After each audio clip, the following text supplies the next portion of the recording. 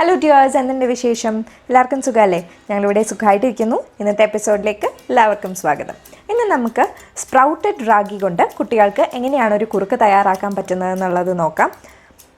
റാഗി കൊണ്ട് നമ്മൾ പല രീതിയിലും കുറുക്കുകൾ ഉണ്ടാക്കാറുണ്ട്. പരമ്പരാഗത രീതിയിൽ അതിൻ്റെ പാലെടുത്ത് കുറുക്കുണ്ടാക്കുന്ന ഒരു റെസിപ്പി നമ്മൾ ഓൾറെഡി ചാനലിൽ അപ്ലോഡ് ചെയ്തിട്ടുണ്ട്. അത് നിങ്ങൾ ഇതുവരെ കണ്ടിട്ടില്ല എന്നുണ്ടെങ്കിൽ ലിങ്ക് ഇവിടെ കൊടുത്തേക്കാം, ഡിസ്ക്രിപ്ഷൻ ബോക്സിലും ഉണ്ടാവും, തീർച്ചയായിട്ടും കാണാം. അപ്പോൾ റാഗി ഒരു വളരെ ഹെൽത്തിയും ന്യൂട്രീഷ്യസും ആയിട്ടുള്ള ഒരു ബേബി ഫുഡാണ്. അപ്പോൾ ഇതിനെ നമ്മൾ മലയാളത്തിൽ കൂവരക്, മുത്താറി, പഞ്ഞപ്പുല്ല് എന്നിങ്ങനെ പല പേരുകളിലും വിളിക്കാറുണ്ട്. ഇത് കാൽഷ്യത്തിലൊക്കെ വളരെ റിച്ച് ആയിട്ടുള്ള ഒരു ഫുഡാണ്. അതുകൊണ്ട് തന്നെ കുട്ടികളുടെ ബോൺ സ്ട്രെങ്തൻ ചെയ്യാനൊക്കെ വളരെയധികം നല്ലതാണ്. മാത്രമല്ല ഡയറ്ററി ഫൈബറിൽ വളരെയധികം റിച്ചാണ്, അയണിൽ വളരെയധികം റിച്ചാണ്. അയൺ ധാരാളം ഉള്ളത് കൊണ്ട് തന്നെ അനീമിയ പോലത്തുള്ള പ്രശ്നങ്ങൾ കുട്ടികൾക്ക് വരാതിരിക്കാനായിട്ട് ഇത് സഹായിക്കും. ഇതുകൂടാതെ തന്നെ ധാരാളം പ്രോട്ടീൻസും മിനറൽസും ഒക്കെ അടങ്ങിയിട്ടുള്ള ഒരു ഫുഡാണ് റാഗി. അപ്പോൾ സാധാരണ റാഗിക്ക് തന്നെ ഇത്രയും ഗുണങ്ങളാണ്. എന്നാൽ സ്പ്രൗട്ട് ചെയ്ത് റാഗി കൊണ്ടാണ് നമ്മൾ കുറുക്ക് തയ്യാറാക്കുന്നതെന്നുണ്ടെങ്കിൽ അതിൻ്റെ ന്യൂട്രീഷ്യസ് വാല്യൂ എന്ന് പറയുന്നത് വളരെയധികം വർദ്ധിക്കുകയാണ് ചെയ്യുന്നത്. അതിൻ്റെ ഒരു റീസൺ ഇതിൻ്റെ വൈറ്റമിൻ സി ഈ എൻറ്റയർ പ്രോസസ്സിൽ വർദ്ധിക്കുകയും അതുകൊണ്ട് തന്നെ ഇതിലെ അയൺ കുട്ടികൾക്ക് പെട്ടെന്ന് അബ്സോർബ് ചെയ്യാനും സാധിക്കും. അപ്പോൾ ഈ സ്പ്രൗട്ടഡ് റാഗി കുറുക്ക് എങ്ങനെയാണ് തയ്യാറാക്കുന്നത് എന്നുള്ളത് നോക്കാം. അതിലേക്കായിട്ട് ഞാനിവിടെ 2 table spoon sprouted ragi flower ആണ് എടുത്തിട്ടുള്ളത്. ഈ സ്പ്രൗട്ടഡ് റാഗി ഫ്ലവർ നമുക്ക് വേണമെങ്കിൽ വീട്ടിൽ തയ്യാറാക്കാം. ഇല്ല എന്നുണ്ടെങ്കിൽ മാർക്കറ്റിൽ ഓർഗാനിക് ആയിട്ടുള്ള നല്ല ക്വാളിറ്റി സ്പ്രൗട്ടഡ് റാഗി ഫ്ലവർ നമുക്ക് വാങ്ങിക്കാം. അതിലേക്കായിട്ടുള്ളൊരു ലിങ്ക് ഡിസ്ക്രിപ്ഷൻ ബോക്സിൽ അവൈലബിൾ ആണ്. എന്നിട്ട് ഇതിലോട്ട് ഏതാണ്ട് ഒരു 200-250 ml വെള്ളമാണ് ഞാനിവിടെ ഒഴിച്ചു കൊടുത്തിരിക്കുന്നത്. എന്നിട്ട് നന്നായിട്ട് ഒന്ന് കട്ടകളൊന്നും ഇല്ലാതെ ഒരു വയർ വിസ്കോ സ്പൂണോ ഉപയോഗിച്ച് ഇത് നന്നായിട്ടൊന്ന് മിക്സ് ചെയ്തെടുക്കുക. നന്നായിട്ട് മിക്സ് ചെയ്ത് കട്ടകളൊന്നുമില്ല എന്നുറപ്പ് വരുത്തിയ ശേഷം മാത്രമേ നിങ്ങൾ ഗ്യാസ് ഓൺ ചെയ്യാനായിട്ട് പാടുള്ളൂ.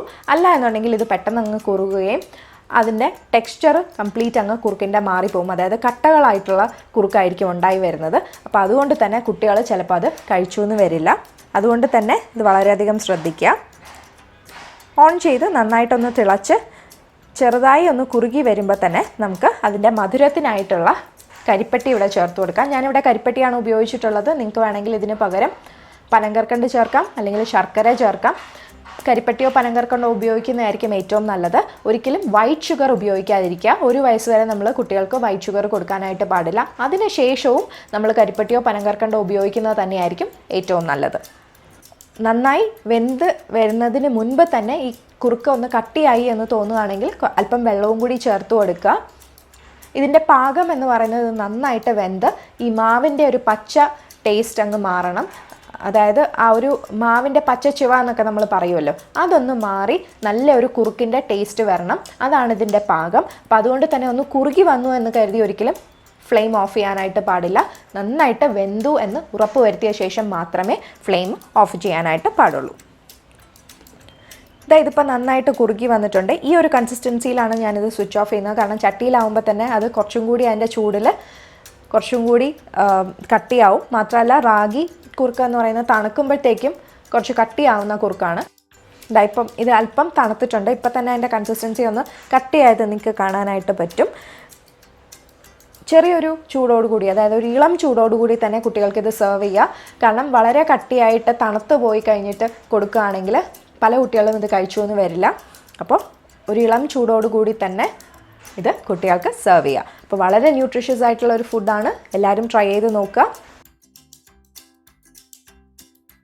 നമ്മുടെ ചാനലിൽ ധാരാളം കുട്ടികൾക്കായിട്ടുള്ള ഫുഡിൻ്റെ റെസിപ്പീസ് ഉണ്ട്. ചോറ് കൊണ്ടുള്ളതായാലും ഓട്സ് കൊണ്ടുള്ളതായാലും ഒക്കെ ഉണ്ട്. അപ്പോൾ അതെല്ലാം തീർച്ചയായിട്ടും ചെക്ക് ചെയ്ത് നോക്കുക. ലിങ്ക്സ് ഡിസ്ക്രിപ്ഷൻ ബോക്സിലുണ്ടാവും, അല്ലെങ്കിൽ ചാനൽ ജസ്റ്റ് ഒന്ന് ഓടിച്ച് നോക്കുക, തീർച്ചയായിട്ടും കാണാനായിട്ട് പറ്റും. അപ്പോൾ മറ്റൊരു വീഡിയോ ആയിട്ട് പെട്ടെന്ന് തന്നെ കാണാം. ബൈ.